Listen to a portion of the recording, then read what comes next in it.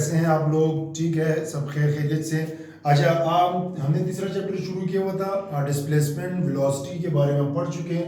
आज का जो हमारा टॉपिक है एक्सेलरेशन। एक्सेलरेशन की वैसे अगर आप डिफाइन या डेफिनेशन देखो तो वो the measure of change in velocity with the passage of time, कि वेलोसिटी में कितना चेंज आ रहा है with the passage of time is called acceleration. लेकिन ये एक्सेलरेशन की हमें ज़रूरत क्यों पड़ती है? अगर आपने एक्सेलरेशन हटा दिया तो आप मैकेनिक्स को नहीं पढ़ सकते। विदाउट एक्सेलरेशन, विदाउट वेलोसिटी और एक्सेलरेशन आप मैकेनिक्स को आगे पढ़ ही नहीं सकते। आप जितनी भी ऐसी बॉडीज हैं, जितनी भी बॉडीज जो अपनी डायरेक्शन चेंज करती है, जो अपनी स्पीड या वेलोसिटी ऊपर नीचे करती है, या इंक्रीज होती है या डिक्रीज होती है, तब वो बॉडी एक्सेलरेट ही करती है। और तब हमें फाइंड करना होता है कि एक्सेलरेशन बेसिकली है क्या। ठीक है, तो हमें हर मोड पे मैकेनिक्स, क्योंकि मैकेनिक्स से रिलेटेड होता है मोशन से, तो जितने भी मोशंस, डायरेक्शंस, ये जितनी भी चीज़ें, उनसे अगर हमने रुजू करना है या उनको पढ़ना है तो उसके लिए हमें एक्सेलरेशन की ज़रूरत पड़ती है। बेसिकली वैसे तो हम तकरीबन 9 क्लास से पढ़ते आ रहे हैं कि एक्सेलरेशन की डेफिनेशन क्या है, बट जो रियलिटी है वो ये है कि हमारे जितने भी स्पोर्ट्स हैं, हमारे जितने भी, लाइक फॉर एग्जांपल अगर कोई गाड़ी जा रही है, बाइक जा रहा है, उसकी स्पीड कम हो रही है, ज़्यादा हो रही है, कोई बॉडी, कोई बंदा है जो दौड़ रहा है या आराम आराम से चल रहा है और अपनी डायरेक्शन चेंज करता है, तो उसकी बॉडी एक्सेलरेट करती है और तब हमें एक्सेलरेशन की ज़रूरत पड़ती है।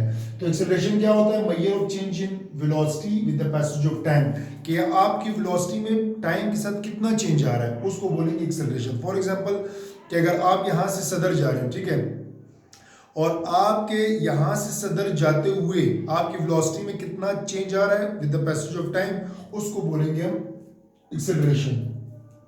एक और मतलब देखना हो तो सिंपल वर्ड में अगर बोलना हो तो change in velocity per unit time is called acceleration. Formula होता है a is equal to del v over del t, vf minus vi over tf minus ti, मतलब final velocity minus initial velocity divided by change in time is called acceleration. Acceleration is a vector quantity. जैसे कि हम पढ़ते हैं कि जो velocity है, ये एक्सेलरेशन रिलेटेड है वेलोसिटी के, तो वेलोसिटी एक वेक्टर क्वांटिटी है क्योंकि उसको डायरेक्शन की जरूरत पड़ती है। तो सेम एक्सेलरेशन को भी डायरेक्शन की जरूरत पड़ती है, और किसी भी फिजिकल क्वांटिटी जिसको डायरेक्शन की जरूरत पड़े उसको डिफाइन करने में, तो उसके लिए वेक्टर होना लाजमी है। ठीक है, अच्छा, अब इसका यूनिट क्या होता है? इसका यूनिट आप इस फार्मूले से फाइंड कर सकते हैं।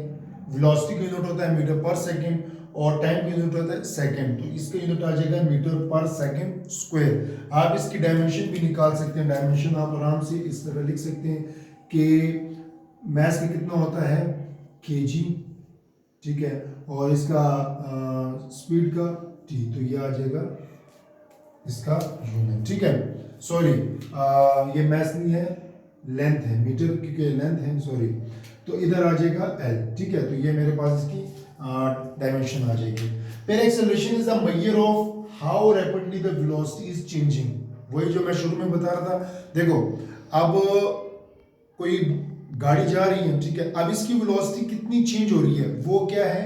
एक्सेलरेशन है। ठीक है, तो इसका मतलब ये है कि acceleration is the measure of how rapidly the velocity changes, के वेलोसिटी में कितना रैपिडली चेंज आ रहा है, उसको बोलेंगे एक्सेलरेशन।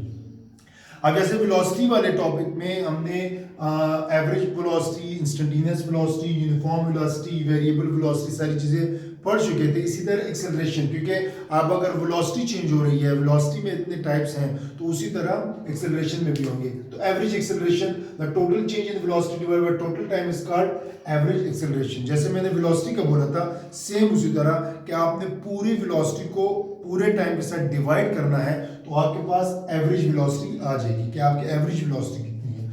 दूसरी चीज है instantaneous acceleration. Instantaneous acceleration at a particular instant of time. जैसे वेलोसिटी का मैं बता चुका था कि किसी एक खास पॉइंट पे आपकी वेलोसिटी में कितना चेंज आ रहा है। फॉर एग्जांपल कि अगर मैं यहाँ से ऐसे मूव कर रहा हूँ और मैं यहाँ रुका, यहाँ इस पॉइंट पे जहाँ मैं खड़ा हूँ, जहाँ आपको नजर आ रहा हूँ, इस पॉइंट पे मेरी जो वेलोसिटी में कितना चेंज आया टाइम के साथ, उसको बोलेंगे इंस्टेंटेनियस। इंस्टेंट का मतलब होता है मतलब एक खास टाइम, ऐसा टाइम जहां टाइम तकरीबन अप्रोचेस टू जीरो, मतलब इतना कम टाइम, मतलब ऐसे इंस्टेंट, मतलब बिल्कुल छोटा सा टाइम। ठीक है, तीसरी चीज है uniform acceleration. A body said to be uniform acceleration if its velocity change by equal interval of time, कि अगर आपकी वेलोसिटी टाइम के साथ इक्वल चेंज हो रही है, जितना आपका टाइम लग रहा है, मतलब फॉर एग्जांपल आपकी वेलोसिटी है 2 मीटर पर सेकंड 5 मिनट में, ठीक है। अब अगले 5 मिनट में भी 2 मीटर पर सेकंड और उससे अगले 5 मिनट में भी 2 मीटर पर सेकंड आपकी वेलोसिटी है, तो आपकी जो आपका एक्सेलरेशन होगा वो यूनिफॉर्म होगा। बिल्कुल इसके ऑपोजिट वेरिएबल एक्सेलरेशन, अगर आपकी फॉर एग्जांपल पहले 2 मिनट में आपकी एक्सेलरेशन है 4 मीटर पर सेकंड, अगले 2 मिनट में आपकी वेलोसिटी है तकरीबन 1 मीटर पर सेकंड, उससे अगले 2 मिनट में आपकी वेलोसिटी है 0.5 मीटर पर सेकंड, ठीक है। तो इसको कहेंगे वेरिएबल वेलोसिटी, कि आपकी वेलोसिटी वेरिएबल एक्सेलरेशन, कि आपकी वेलोसिटी चेंज हो रही है, तो जिसकी वजह से आपका एक्सेलरेशन भी पॉइंट टू पॉइंट चेंज हो रहा है। अब इसके बाद है डिक्लेरेशन। अब डिक्लेरेशन किसको बोलते हैं? फॉर एग्जांपल आपने यहाँ से बाइक स्टार्ट किया, ठीक है, जैसे कि आप चलाते हैं तो आपने बाइक स्टार्ट किया, अब आप एक खास पॉइंट तक आप बहुत स्पीड के साथ जाते हैं, ठीक है, उसके बाद आप अपनी बाइक की स्पीड कम कर देते हैं। जैसे ही बाइक की स्पीड कम करते हैं मतलब उसकी वेलोसिटी कम हो जाती है।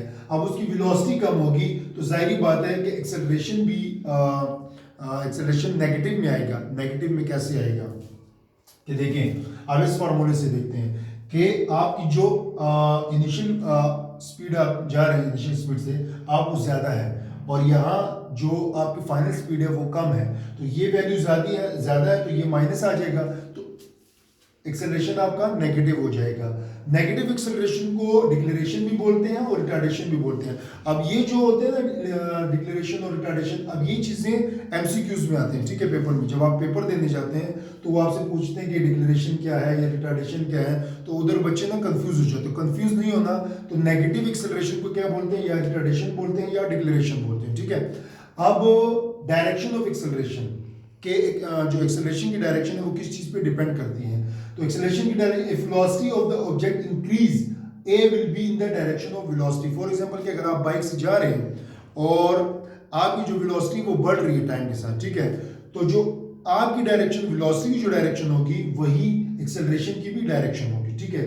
और दूसरे इसके बिल्कुल ऑपोजिट कि अगर आपकी वेलोसिटी कम हो रही है, टाइम के साथ साथ आपकी वेलोसिटी कम हो रही है, तो जो आपकी जो एक्सेलरेशन की डायरेक्शन होगी वो आपके वेलोसिटी की बिल्कुल ऑपोजिट होगी, ठीक है। तीसरा point, instantaneous and average velocity at uniform acceleration. अगर बॉडी यूनिफॉर्म हो, ठीक है, बॉडी यूनिफॉर्म एक्सेलरेशन से मूव कर रही है, यूनिफॉर्म वेलोसिटी से मूव कर रही हो, तो आपका एवरेज एक्सेलरेशन और इंस्टेंटेनियस एक्सेलरेशन बराबर होगा। वेलोसिटी के टाइम भी समझा चुका हूँ। आज का ये हमारा टॉपिक था। इससे रिलेटेड अगर कोई बात आपको समझ ना आई हो या किसी चीज़ में कंफ्यूजन हो तो आप लाजमी कमेंट बॉक्स में कमेंट करें, और इससे रिलेटेड अगर कोई चीज़ चाहिए तो वो भी मैं आपको दे दूंगा। Thank you so much.